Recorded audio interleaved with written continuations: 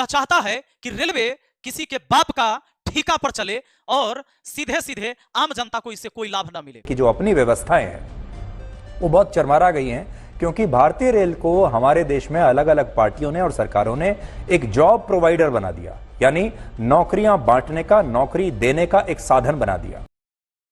नमस्कार दोस्तों, आज इसके ब्लैक को सफेद करते हैं और आपको दिखाते हैं कि मीडिया इतना गिरा कैसे हो सकता है। तो चलिए शुरू करते हैं। आप देख रहे हैं कि लगातार अभी रेल हादसे होते जा रहे हैं, लेकिन सरकार से सवाल न करके ऐसे ऐसे दलाल पत्रकार काम कैसे करते हैं, जरा गौर करिएगा।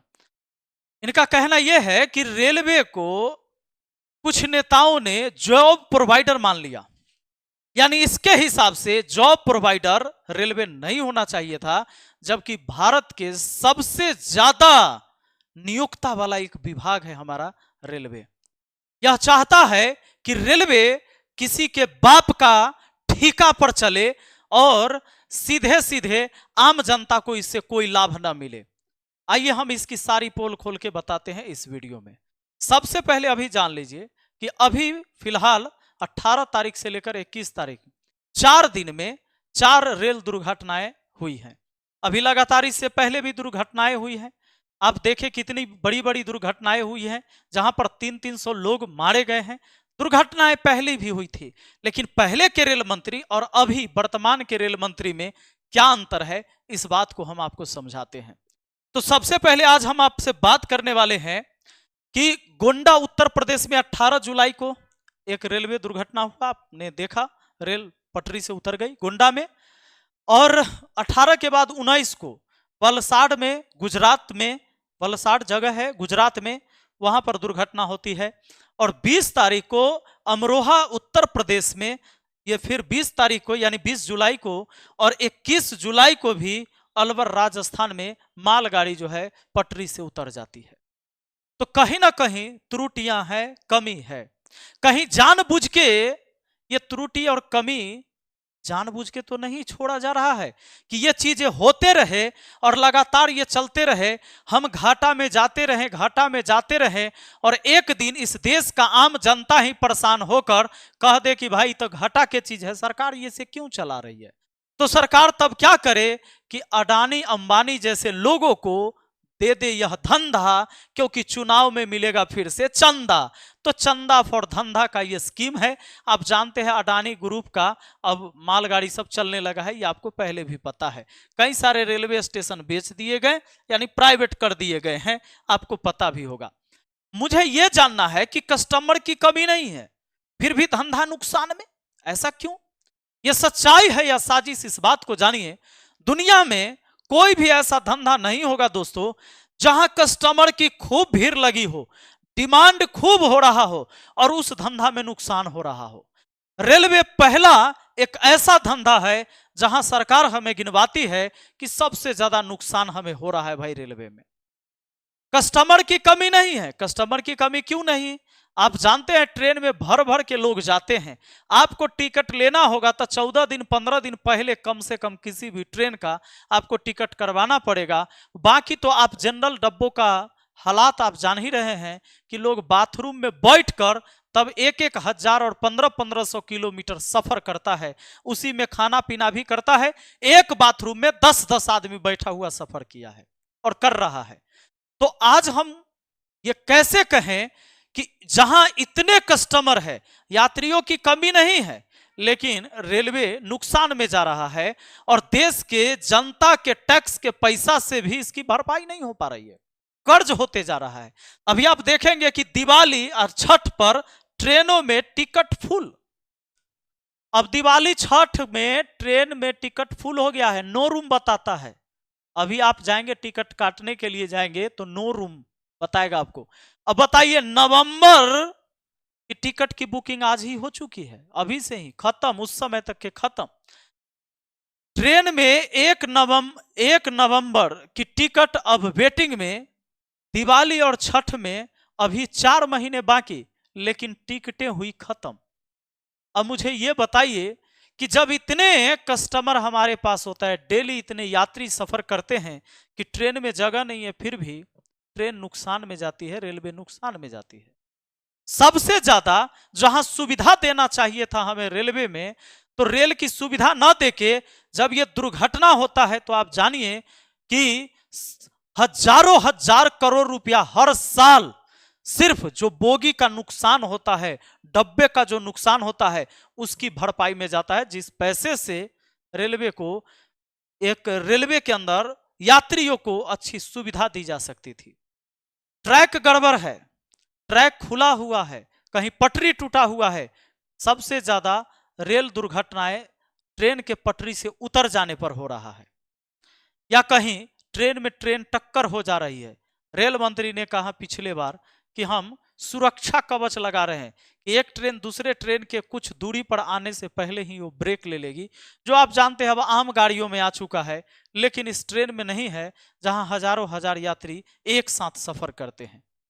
तो दोस्तों आइए एक बात और यहां पर देखते हैं कि क्या यह भी वजह हो सकता है, जैसे कोई भी दुर्घटनाएं होती हैं तो आप ये देखते होंगे कि बड़े बड़े अधिकारी या मंत्री, अधिकारी भी नहीं मंत्री ही मीडिया के सामने अपनी बात को रख पाते हैं और ये कह देते हैं कि कर्मचारियों की लापरवाही थी। कभी ड्राइवर का लापरवाही माना जाता है, तो कभी ग्रुप डी वाला, तो कभी टेक्नीशियन का, तो कभी सिग्नल मैन का, तो कभी लाइन मैन का लापरवाही माना जाता है। लेकिन ये मीडिया के सामने बोल नहीं सकते हैं। ये ऐसे कर्मचारी है जो मीडिया के सामने कभी बोल नहीं सकते, ना तो उनसे कोई पूछेगा, और वो पूछेंगे तो उनकी नौकरी भी चली जाएगी। तो ऐसे लोग बोल नहीं सकते। बड़े बड़े मंत्री लोग बोल के अपना निकल जाते हैं। लेकिन इस बात को एक बार समझिएगा, आधिकारिक आंकड़ों से पता चलता है कि कर्मचारियों की संख्या में भारी कमी है, जिससे प्रणाली और इसके मौजूदा कर्मचारियों पर दबाव पड़ रहा है। भारतीय रेलवे कर्मचारियों की भारी कमी से जूझ रही है। अब बताइए, और 1 दिसंबर 2022 तक देश भर में 18 जोन में 3.12 लाख अराजपत्रित पद रिक्त पड़े हैं। अब बताइए 3 लाख से ज्यादा पद अभी भी खाली है रेलवे के अंदर। अब मुझे इतना बात समझाइए कि जहां इतने बोझ पड़े हुए हैं रेलवे के ऊपर, इतना भार पड़ रहा है, जो वहां कर्मचारी इस भार को उठा रहे हैं, तो क्या ऐसा नहीं हो सकता है कि इसके वजह से घटनाएं होती होंगी? बड़े बड़े अधिकारी और रेल मंत्री और बड़े नेता तो ये बोल के निकल जाता है कि कर्मचारियों की लापरवाही थी, लेकिन ये नहीं बताता है कि लापरवाही कैसे हुई, क्यों हुआ। और ऐसा भी तो नहीं, कई बार तो ये पाया गया कि रेल जो दुर्घटनाएं हुई, ड्राइवर एक ट्रेन से दूसरे ट्रेन को ठोक दिया, उस बीच ड्राइवर ने 3-3 दिन तक सोया नहीं था। ऐसी कई मामलों में पाया गया, लेकिन ये लोग ये नहीं बताएंगे। अभी भी कर्मचारी की संख्या कम करने के बारे में सोच रहे हैं, बहाल करने के बारे में ये नहीं सोच रहे हैं। और ये क्या कहते हैं? कहते ये हैं कि भैया ये सब काम ठीक से नहीं करता है, देहचोड़ होता है, यह चलते इतना दुर्घटना हो रहा है, तो हम क्या करेंगे, ज्यादा दुर्घटना होगा, इस देश के जनता परेशान हो के कह देगा ये भैया हटाओ, बड़ा नुकसान होता है, तो दे देंगे अडानी को, दे देंगे अंबानी को, फिर होगा धंधा फॉर चंदा। और यही स्कीम चलते जा रहा है दोस्तों। अब जान लीजिए कुछ ऐसे रेल मंत्री जिनके कार्यकाल में दुर्घटना हुआ तो उन्होंने तुरंत इस्तीफा दे दिया। उन्हें लगा कि मैं रेल मंत्री हूं तो जिम्मेदारी मुझे लेना चाहिए। सबसे पहले लाल बहादुर शास्त्री जी, लाल बहादुर शास्त्री जी रेल मंत्री जब थे, एक बार दुर्घटना हुई, इन्होंने कहा कि मैं इस्तीफा दूंगा। इनका इस्तीफा नहीं स्वीकार किया गया, दोबारा फिर दुर्घटना हुआ और इन्होंने इस्तीफा दे ही दिया और इनका इस्तीफा स्वीकार किया गया। इन्होंने कहा कि नहीं, ये अगर कोई भी घटना हुई है तो जिम्मेदारी मैं लेता हूं, क्योंकि रेल मंत्री मैं हूं। ममता बनर्जी ने इस्तीफा दे दिया। नीतीश कुमार जी एनडीए की सरकार में ही रेल मंत्री थे। अटल बिहारी वाजपेयी जी जब प्रधानमंत्री थे, नीतीश जी उस टाइम रेल मंत्री थे, इनके समय में भी रेल दुर्घटनाएं हुई, इन्होंने इस्तीफा दे दिया। 290 लोग आसपास उस दुर्घटना में मरे थे, इन्होंने इस्तीफा दे दिया। कहा कि भाई नहीं, इसकी भी जिम्मेदारी मैं लेता हूं। सुरेश प्रभु 4 दिन रेल मंत्री रहे थे और 2 दिन उसमें दुर्घटना हो गई, इन्होंने अपने पद को छोड़ दिया और त्याग दिया। कहा कि मैं नहीं रहूंगा रेल मंत्री, हो सकता है कि कहीं ये शुभ न हो मेरे लिए, इस देश के लिए। इन्होंने छोड़ दिया। लेकिन मैं पूछ रहा हूं कि आईएएस ऑफिसर और बिजनेसमैन रहे अश्विनी वैष्णव जी, नरेंद्र मोदी जी के इतने प्यारे, और ऐसे ऐसे पत्रकार जो अभी भी तारीफ करने से पीछे नहीं हट रहा है भाई। ऐसा ऐसा ये इसकी 11 साल पहले की कहानी आप देख लेना। ये ब्लैकमेलिंग करता था, जिंदल कंपनी ने इसके ऊपर केस किया था जी।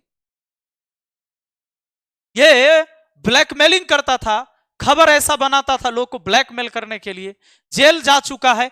ऐसे ऐसे पत्रकार रेल मंत्री की सराहना करता है कि भाई ये पहले से गड़बड़ किया हुआ है। अरे पहले से गड़बड़ था, एक मतलब है कि आगे भी गड़बड़े रखना है रे पगला। तब ना 180 में से तोहर रैंक 159 में आ रहा है। गोदी मीडिया ऐसे ही नहीं ना कह रहा है, तोरा सबके कहिया शर्म आएगा। देश के चौथा स्तंभ हो लेकिन इतना खोखला हो कि देश को गिराइए दोगे, नहीं मानोगे। बेशरम आदमी, इसको थोड़ा सा भी शर्म नहीं है दोस्तों। और रेल मंत्री जी नरेंद्र मोदी जी के इतने प्यारे हैं कि इनको फेविकल से चिपका दिया गया पिछले कार्यकाल में भी, और कई दुर्घटनाएं हुई, आपने देखा हजारों हजार लोगों की जान गई, और इस कार्यकाल में भी इनको रेल मंत्री बनाया गया। लेकिन बेचारे हटने के लिए तैयार नहीं है, इनको नहीं लगता है कि कुछ गड़बड़ हो रहा है। चलिए बहुत अच्छी बात है, आपके बिजनेस, आपके चंदा, आपके धंधा से आसान है आम लोगों की जिंदगी, तभी तो लोग मारे जा रहे हैं। और आप क्या कहेंगे? आप आएंगे और कहेंगे कि सब जो है लापरवाही किया था, जांच करवा रहे हैं, और ये जांच होते रहेगी, ये लगातार चलते रहेगा। और दोस्तों बाकी आपका क्या सोचना है कमेंट करके जरूर बताइएगा। मिलते हैं फिर अगली वीडियो में। बहुत बहुत धन्यवाद।